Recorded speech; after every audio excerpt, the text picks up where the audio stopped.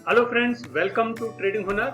आज हम इस वीडियो में जेबी केमिकल्स एंड फार्मास्यूटिकल्स का फंडामेंटल एनालिसिस करेंगे।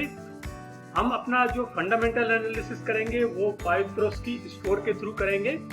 पाइथ्रोस्की स्कोर क्या होता है उसके बारे में पूरा डिटेल आप हमारे दो वीडियोस हैं, एक हिंदी में और एक इंग्लिश में, जिसके लिंक हमने अपने डिस्क्रिप्शन बॉक्स में लिख दिए हैं इस वीडियो के। तो आप यदि डिटेल में जानना चाहते हैं कि पाइथ्रोस्की स्कोर क्या होता है और इसके बारे में जानकारी प्राप्त करना चाहते हैं तो आप हमारे इस वीडियो के डिस्क्रिप्शन बॉक्स में जाकर के लिंक को क्लिक करके वो वीडियोस देख सकते हैं।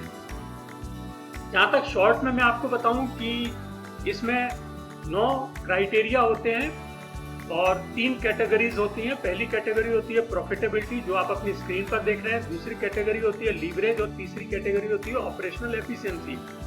प्रॉफिटेबिलिटी में 4 क्राइटेरियाज होते हैं, लीवरेज में 3 क्राइटेरिया होते हैं और ऑपरेशनल एफिशिएंसी में 2 क्राइटेरिया होते हैं।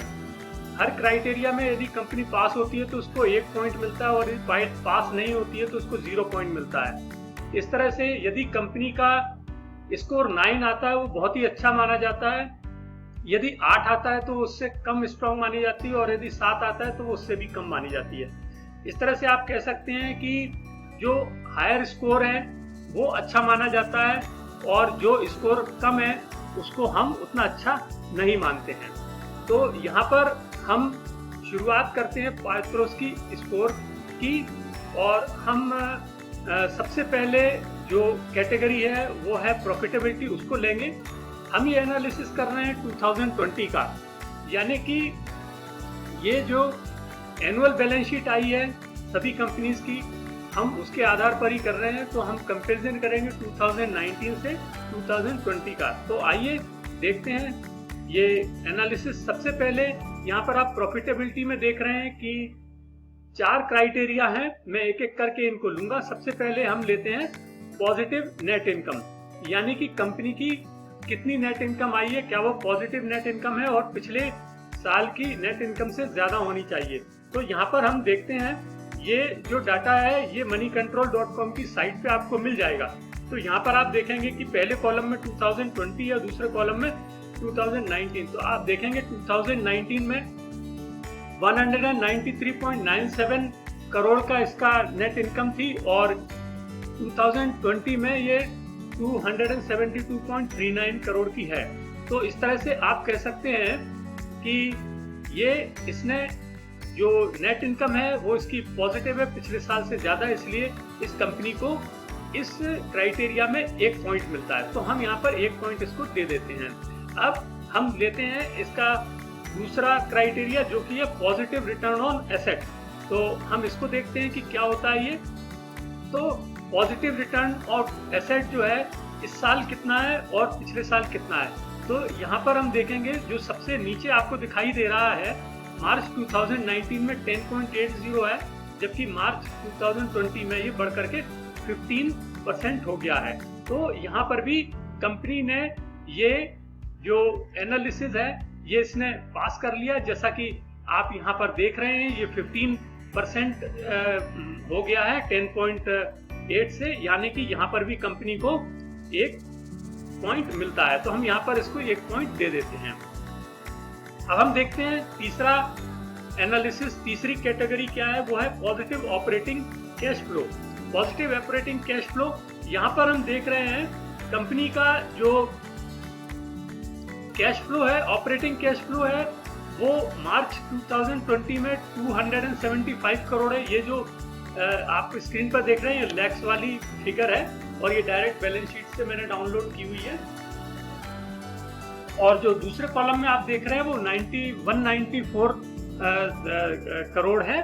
तो ये आप देख रहे हैं कि यहाँ पर भी इसकी जो इनकम है वो बड़ी है। तो यहाँ पर आप देखेंगे कि हुआ क्या है कि जो ऑपरेटिंग कैश फ्लो है वो 275.37 हो गया है 197 से। तो यहाँ पर भी कंपनी को 1 पॉइंट मिलेंगे। तो हम कंपनी को दे देते हैं यहाँ पर 1 पॉइंट। हमने कंपनी को 1 पॉइंट दे दिया है। इसी तरह से अब हम देखेंगे चौथा एनालिसिस, चौथा क्राइटेरिया जो कि है cash flow from operations greater than net income. तो यहाँ पर हम देखते हैं कि क्या है।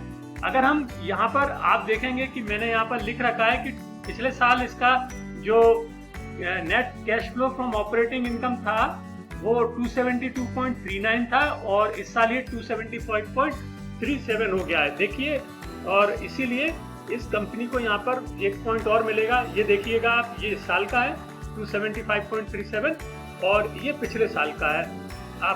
मैं आपको दिखाता हूँ, ये देखिएगा। तो ये दोनों इस बार भी इसमें बढ़ गया है। तो यहाँ पर जो नेट इनकम है, आपको मैं फिर से दिखाता हूँ कि 193.97 से 194 हुआ था पिछले साल और 272 से ये 275 हुआ है। आप देखिए 275 हुआ है। तो यहाँ पर भी कंपनी को 1 पॉइंट मिल रहा है। तो यहाँ पर भी हमने कंपनी को 1 पॉइंट दे दिया। अब हम देखते हैं कि यहाँ पर प्रॉफिटेबिलिटी के जो कैटेगरी है उसमें कंपनी को 4 पॉइंट्स मिल गए हैं। तो यहाँ पर हम कंपनी को 4 पॉइंट्स देते हैं और इस तरह से जो कंपनी का पारितोषिक स्कोर हो गया है फर्स्ट राउंड में, वो हो गया है 4। अब हम चलते हैं लीवरेज की तरफ। अभी हमारे पास 5 पॉइंट्स और हैं। तो अब हम देखते हैं कि लीवरेज में कितने पॉइंट्स मिलते हैं। लीवरेज में lower ratio of long term डेब्ट इन करंट ईयर, मतलब जो लॉन्ग टर्म डेब्ट का रेशियो है वो कम होना चाहिए करंट ईयर में पिछले साल की अपेक्षा। तो यहाँ पर हम देखेंगे कि लॉन्ग टर्म रेशियो जो है वो सेम आया है दोनों साल में। तो आप देखेंगे 0.02। तो हमने इसमें कंपनी को 1 पॉइंट दे दिया क्योंकि इसका पढ़ा नहीं है, तो इसमें हम इसको 1 पॉइंट देंगे।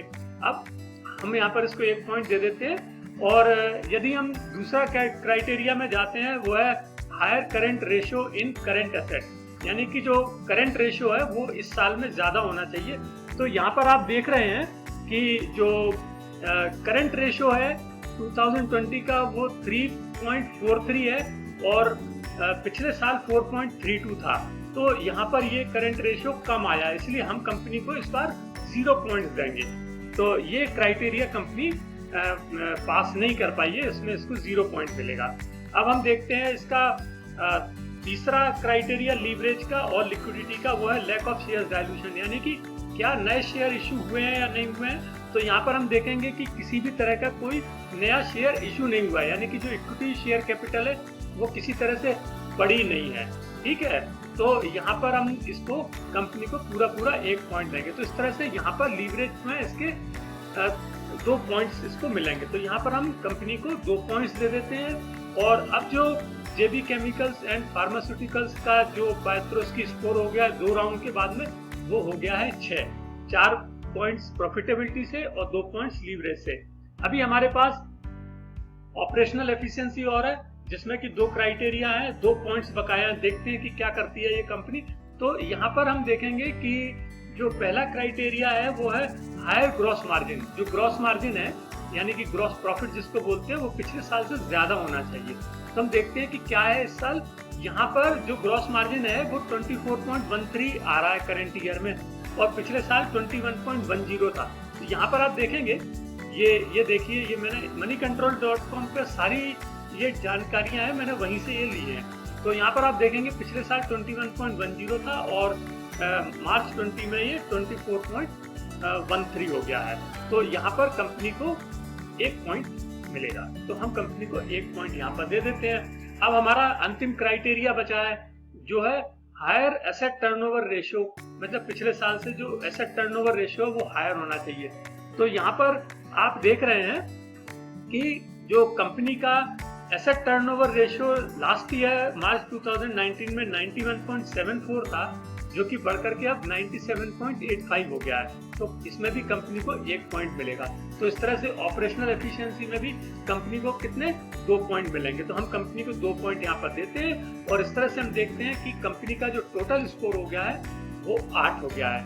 तो जैसा कि मैंने आपको शुरू में बताया था कि यदि किसी कंपनी का स्कोर 8 या 9 आता है, 8 और 9 आता है, तो वो कंपनी फंडामेंटली बहुत ही स्ट्रांग मानी जाती है। इस तरह से हम कह सकते हैं कि जेबी केमिकल्स एंड फार्मास्यूटिकल्स पारितोषिक स्कोर पर एक परफेक्ट कंपनी है और ये फंडामेंटली बहुत ही स्ट्रॉन्ग कंपनी है। दोस्तों, आपको ये वीडियो कैसा लगा? यदि आपको वीडियो अच्छा लगा हो तो इसे लाइक कीजिएगा और शेयर कीजिए, और यदि आपने अब तक हमारे चैनल को सब्सक्राइब नहीं किया तो प्लीज हमारे चैनल को सब्सक्राइब कीजिए। Thank you.